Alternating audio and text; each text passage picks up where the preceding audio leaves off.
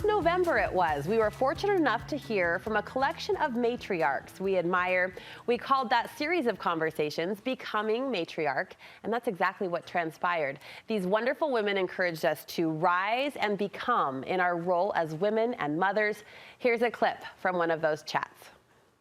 Many of us have parents and grandparents still alive. We have children and grandchildren, and we know those family traditions, those family stories, yes.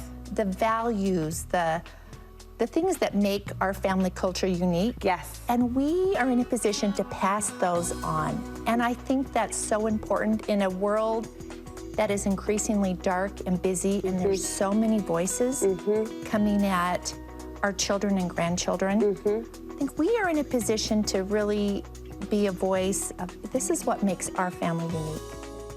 Yes, to hold that lantern, if you will, and guide the family to that stable, safe, and confident place. Well, today we take that conversation to the next chapter, if you will, as we hear from not just a matriarch, but a great matriarch, as in a great-grandmother. With children, grandchildren, and great-grandchildren in the family tree, my next guest holds her place at the top with grace and gratitude, and today we're lucky enough to learn from her. Author Fay Klingler joining me in studio. Great to see you. Thanks, Rick. I want to start by sharing some impressive facts. I'm going to run the numbers, if that's okay. You have 12 children, 40 children, and 40 great-grandchildren. Yes, 40 grandchildren. You said children. Oh, I'm sorry. 40 children, grandchildren, 40 great-grandchildren. Yes, that math is so fabulous to step back and admire, even from an outsider looking in. What is it like for you to consider that legacy? Well, it's tough. A lot of people. A lot of people. You're dealing with a lot of people. Yes, to take care of. And you say the tables have turned. You used to take care of the kids, and now they're starting to step up and take care of you. Yes, yeah. You reach a point where there are a lot of things you can't do anymore. You don't have the strength that you used to have. You don't know technology. I mean, after all, when I grew up, there wasn't even television. You know, there was no cell phone. There was no computer. And now everything, including the car, is all technology. Well, let's stop there. You have an example of a time a family member helped you with the computer. Oh, yes. You know, I was a writer, and my son, Tim, built a beautiful website for me. And then I retired, and now I'm back into writing again. So I go to my son and I say, Tim, would you build me another website? And he goes, you know, Mom, I think you're a little more techie than you used to be, so I will let you build it yourself. Oh, no. Yeah. Oh, no. Yeah, that's exactly what I thought. And you know, Brooke, how it is where when you're a parent, you want to help them learn. Sure. Well, he took the role of the parent. So he turned that right around, you know. The tables were just turned right around. Here you go, Mom. Yeah, I'm now the child. He's the parent. He has all the knowledge. Yeah. And so I go, The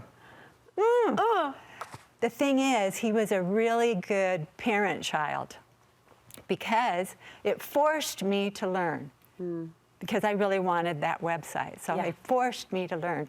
But when I really couldn't do it, he ended up coming and helping me to finish it. And I had another son, Marcus, who also contributed to that. He said, Mom, I'm going to give you ChatGPT. And I said, okay. So he comes over to my home and says, okay, we're gonna put in ChatGPT, but don't be offended, because I have to explain to ChatGPT a little bit about you so that it can work the best for you. Sure, so that it can educate you from your place of life. And so he says to AI, she's old, she's hard of hearing, she may make you repeat things many times. You've got to give her really simple instructions.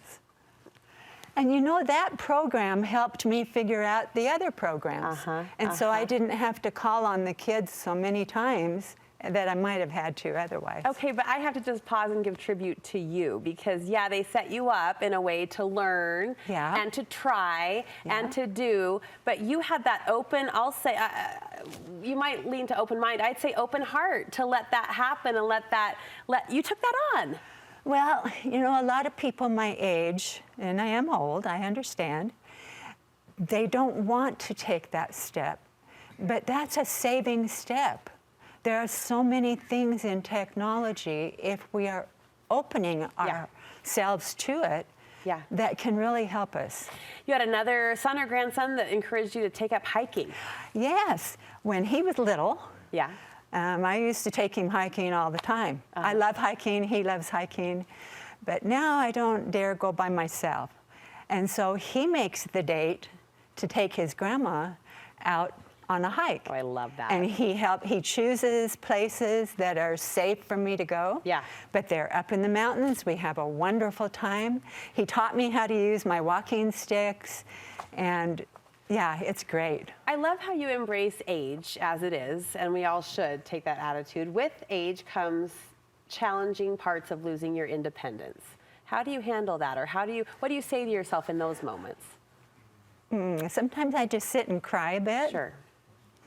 And then I'll get on my knees and say, Heavenly Father, help me to calm down and help me to find solutions. And that's really it. You've got to have the mindset that, okay, there are solutions out there. Where am I going to find them? How am I going to deal with it? I've got to build on the opportunities that are there, that I can still have independence. Yes. Boy, Brooke, you know how it is when you've got a grandparent or really anybody that becomes dependent. If you continue to do everything for them, they become more and more dependent. Dependency feeds on dependency. So let us do everything we safely can do. Yes.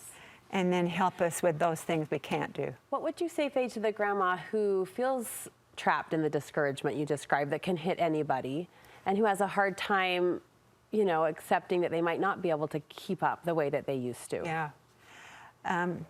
Take one day at a time. One day. Guard your health. Yes. Both the body and your spiritual health, your emotional health. Yes. You've got to... You encourage women to defend their character, and I like that point, because I think that speaks to who you truly are, like the essence of your spirit, defending that character and your beliefs. Yeah, you've got to guard that, and you've got to not be afraid to defend it. Right. Defend your beliefs and your character. And to the moms watching, you have a list, a sweet list of things they can do to support their own moms and grandmas: a visit, a hug, and the honest words, I love you. That goes a long way. It does. Actually, you know, with Mother's Day coming up like it is, sometimes kids, grandkids think that they've got to get a gift. But in reality, what we really want is a visit. We really want a hug. We really want them to tell us in sincerity that they love us, that they respect us. Yeah.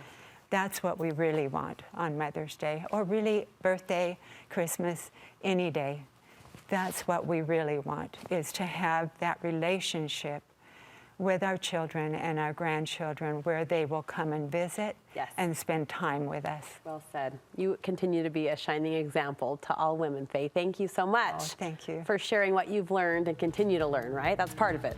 That's part of it. Great to see you. Happy Mother's Day. Thank you.